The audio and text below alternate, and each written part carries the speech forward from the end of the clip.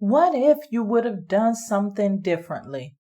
Many people ask themselves that question in this stage of grief. Stick around to find out what stage of grief leads to questions like this.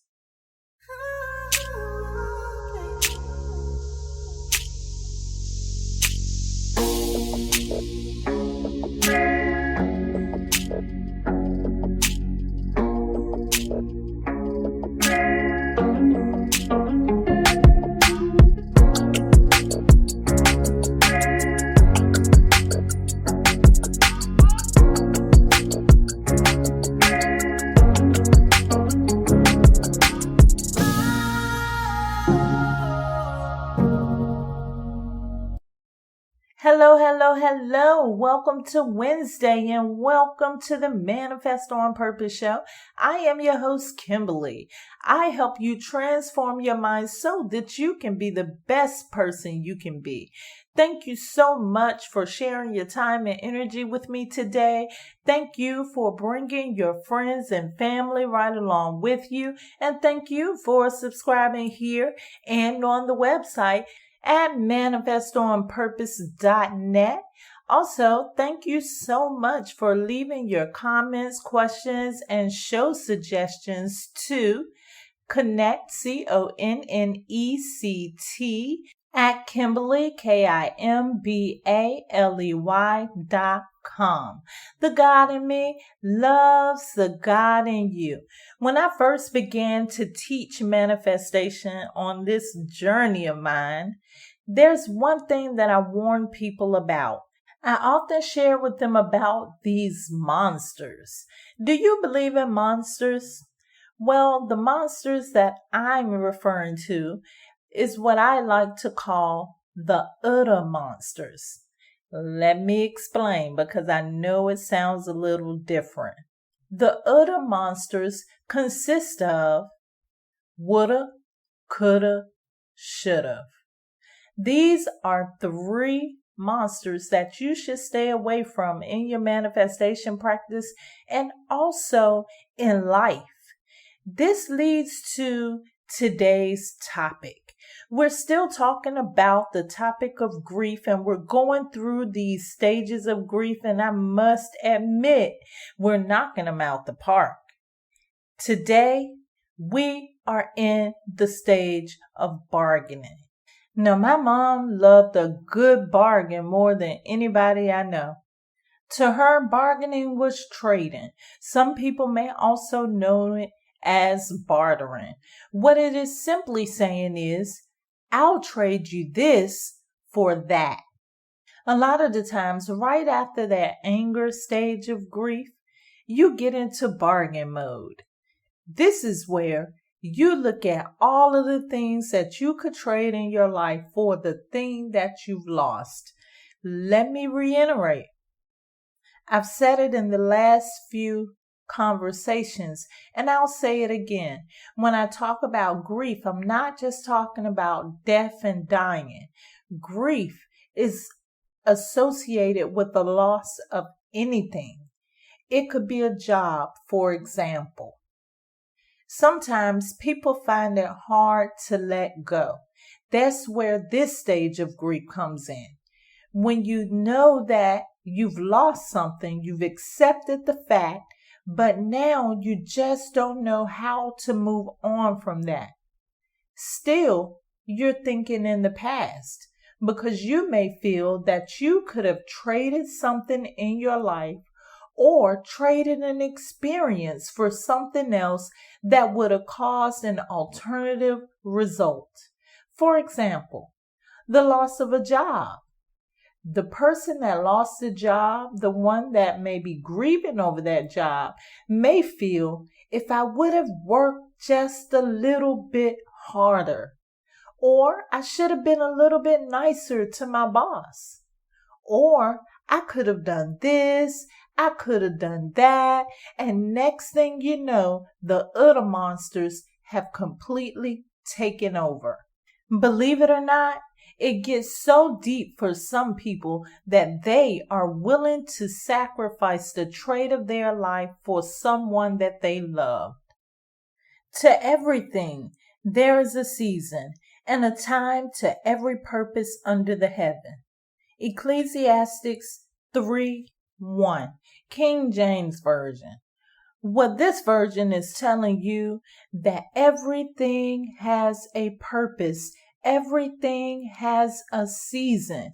Everything already comes with its own timetable. And I always tell people, if you want to know the truth about our natural state of being, look to nature. When you look at nature, you see that. That is the perfect illustration. The season. When fall comes, the leaves know when to start falling. When spring comes, the animals know that it's time to start mating. So everything has a season and a purpose. And although it may be difficult for you sometimes, you have to be fluid. You have to be able to flow with the universe. You have to be able to follow those laws. We talked about those laws on the very first conversation getting into this grief series. We have to learn how to flow like nature. We have to know that everything has a time and place. It's not just you. It's nothing you can do to change what is going to happen. It's already happening. It's just that you are resisting.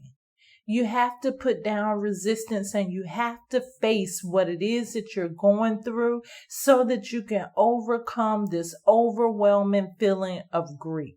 I forgot to let you know that the other monsters are kind of tricky. They like to make you think that you can make a difference by using them. But the only thing the other monsters really do, those ones I called out, woulda, shoulda, and coulda, the three musketeers. Well, the only thing that they really do is keep you in the past. They keep you from growing. They keep you from evolving. And although that thing that you've lost has been gone a long time, it's still hindering you, your progress, and your way to move forward. The best way to get rid of those monsters is to stay in the present. It is what it is. A lot of times when we lose things, that person that lost that job, it could mean that something better is coming along. It is very much possible that that thing you're holding on to is the very same thing that is blocking your flow, the very same thing blocking your manifestation. So you have to stay in the present and know that no, you cannot go back and change it.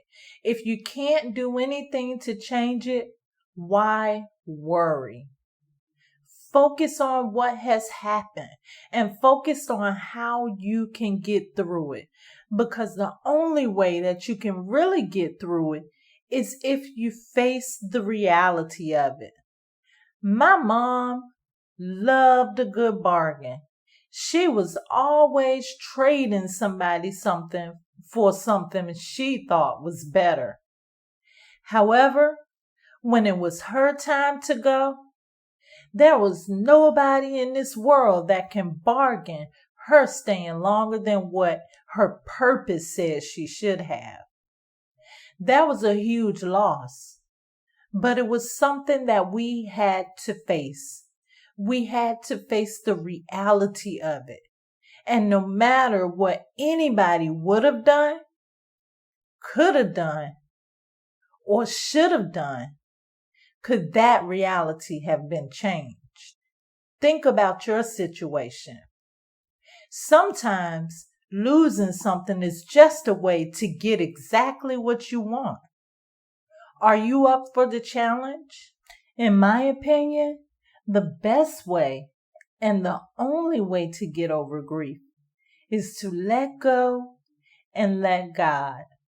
I love you to life. This is how you manifest on purpose. Let's prepare for meditation. If you are driving, this is not the time to meditate. Please download this and save it for later.